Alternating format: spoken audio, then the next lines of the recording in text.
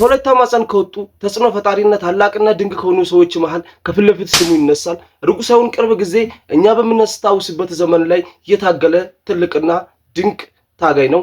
በብዙ ጊዜ የሱ ስም የሚነሳው ለወላይታ ነጻነት ከታገሉና ከተዋጉ ሰዎች ጋር ይመደባል። ውጊያው ግን የጦርነት ሳይሆን የጭንቅላትና የስክሪፕቶ እንደነበረ ይታወቃል። ይህ ሰውን ያጣነው በ2004 ነበር። ይህ ማለት የቅርብ ጊዜ ታሪክ ነው።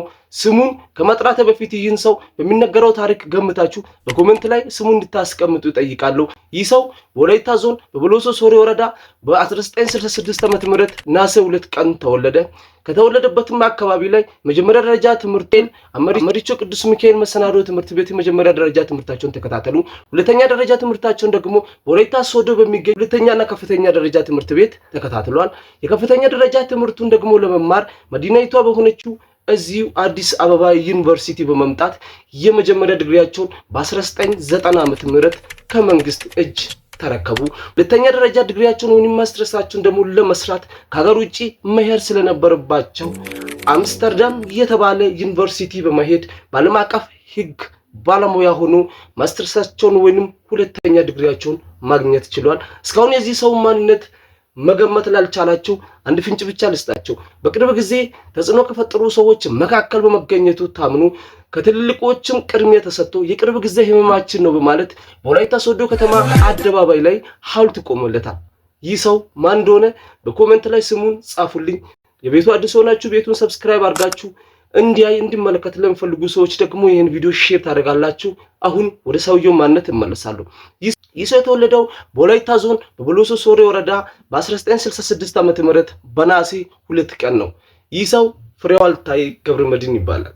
ይህ ሰው የፖለቲካና የሥራ ዘመናቸውን ስንመለከት በፌደራል መንግስት ምክር ቤት አፈ ጉባኤ በመሆን ከ2002 እስከ 2004 የወላይታን ህዝብ ድምጽ በመሆን በትክክል የወላይታን ጥያቄ ለፌደራል መንግስት ሲያደርስና ሲያገለግል ቆይቷል። ይህ ሰው በወላይታ ዞን ሁለተኛ አስተዳዳሪ ተብሎ ይወሰዳል።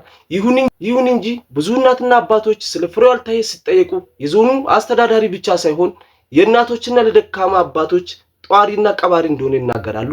ለወላይታ ባህልና ክህሎት፣ ለወላይታ ልማት የተለያዩ እንቅስቃሴዎችን ካደረጉ ሰዎች ከፊት የሚመደበው ፍሬዋልታይ የወላይታ ዛሬ እንደዚህ ቆማ በመታየቷ ወይንም ለዚህ ለልማት አሸበርቃ ለምታየው ልማት ከማንም በላይ ዋጋ መክፈሉ በየትኛውም ደረጃ የምታመን ነው። ይህ ሰው ታዲያ ከ2002 እስከ 2004 ወላይታን ዞን አስተዳዳሪ ሆኖ የመራ ቢሆንም ግን ከ2004 አልፎ መኖር አልቻለም። የተለያዩ ግምቶች የሚሰጡበት የማይቀረው ሞት በ2004 መጋቢት 7 ላይ ከኛ ነጥቋል።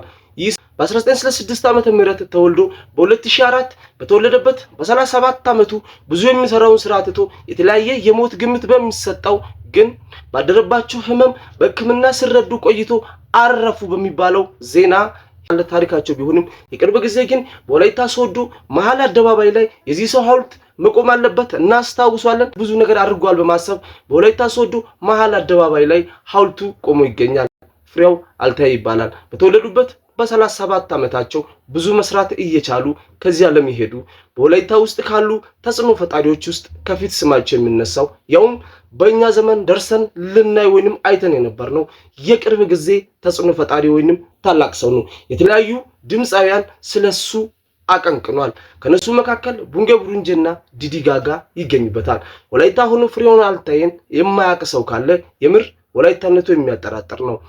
በደንብ ማወቅ የምትፈልጉት ነገር ካለ ጎግል ብታደርጉ ከዚህ በተሻለ ዝርግፍ አድርጎ ይሰጣቸዋል። እስኪ በወላይታም ሆነ በሌላ አካባቢ ሌላ ማወቅ የምትፈልጉት ሰው ካለ ስለዛ ሰው ስም ጻፉና ታሪኩን እንደዚህ ጎርጉሬ በሚያምር መልኩ ወደ እናንተ ያደርሳል።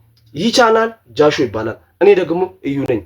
ፍሬዋልታይ የወላይታ ድንቅና ታዋቂ ታጋይ ለወላይታ ተጽዕኖ ከፈጠሩ ሰዎች መካከል ከፊት ያለ ለልማታቸው በጣም ከለፉና ከተጉ ሰዎች መካከል የሚመደብ ድንቅ ሰው ዛሬ የፍሬዋልታይ ገብረመድህንን ታሪክ በዚህ መልኩ አቅርቤያለሁ። ታሪክ አቀራረበ ከተመቻችሁ እስካሁን ሰብስክራይብ ካላደረጋችሁ ቤቱን ሰብስክራይብ በማድረግ ላይክ እና ሼር አድርጋችሁ ኮሜንት ላይ ደግሞ ስለ ፍሬዋልታይ ከዚህ የተሻለ የምታውቁትን ነገርና እንዲሰራላችሁ የምትፈልጉትንም ሰው ታሪክ ጨምራችሁ ጻፉ። ነገር ግን ይህን ቻናል እየተመለከቱ ያሉ ሰዎች ከ80% የሚበልጡ ሰብስክራይብ ሳያደርጉ ነው የሚያዩት። ስለዚህ ይህ ቪዲዮ ከተመቸ ቀጣይ እንደዚህ አይነት ታሪክ እንደዚህ በአማረ አይነት አቀራረብ ይዤላችሁ ስለሚመጣ እባካችሁ ሰብስክራይብ ምልክቷን ንኩ፣ ላይክ አድርጉ፣ ሼር አድርጉ። እወዳችኋለሁ። መልካም ጊዜ